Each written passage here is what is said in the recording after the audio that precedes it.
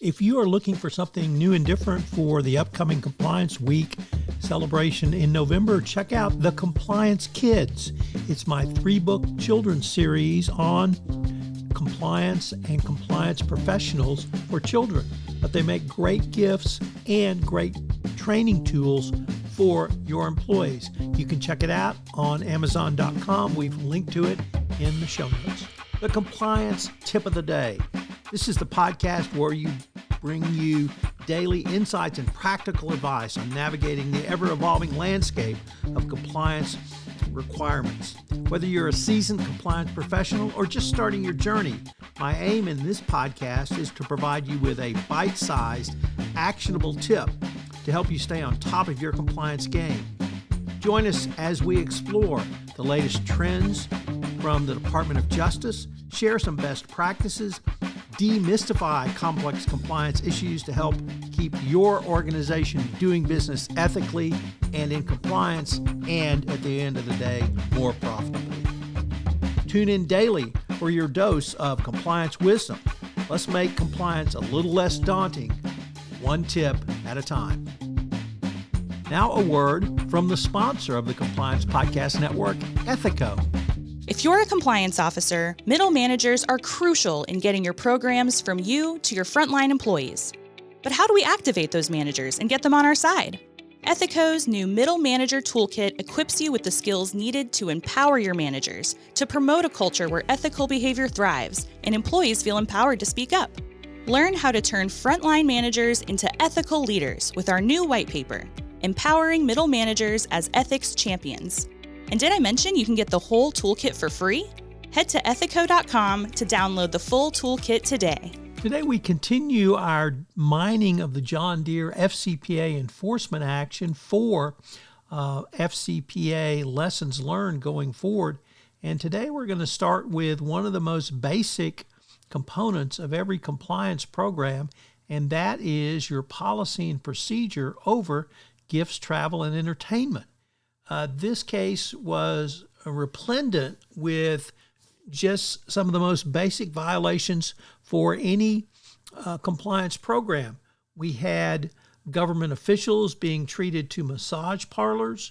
We had trips to alleged John Deere or Vertkin corporate offices, yet none of the people assigned to or expensed to, I should say, for the trips actually showed up, and indeed they and their families were flown first class and flown to luxury destinations. We also had the use of some very poorly sourced third-party agents who were paid through offshore accounts. Certainly for gifts, travel, and entertainment, these lessons for policies and procedure have been well known since 2007 because the Department of Justice told us that year in 2 separate opinion releases, 0701 and 0702, exactly how you are to do gifts, travel, and entertainment. It is not a mystery. It is as low-hanging fruit as there can be for your compliance program.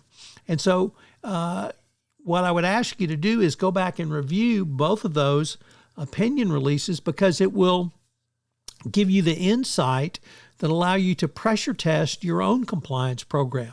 One of the key lessons from every FCPA enforcement action is, what do you need to do for your compliance program based upon the government's enforcement action? Well, this will give you an opportunity to pressure test your compliance program, particularly around gifts, travel, and entertainment, but also, are you making any offshore payments to third parties, whether agents, supply chain, or other? As I said in the opening of this podcast, this month's sponsor of the entire Compliance Podcast Network is Ethico, and they've developed a toolkit for middle managers that will help middle managers in intaking information from employees, and equally importantly, understanding how to respond and how to get the information up to compliance for the decision makers. We've linked to this toolkit in our show notes, so check it out at ethico.com. This is Tom Fox again. This new podcast, Compliance Tip of the Day, will appear daily, and frankly, it's one of the most requested topics for a podcast that I get on a regular basis. It's going to be short and sweet with one tip with some takeaways that you can utilize to implement into your compliance program. If you've got a question that you would like a tip on, please submit them through our website, and we will use them in an upcoming episode. The compliance tip of the day is a production of the award-winning Compliance Podcast Network.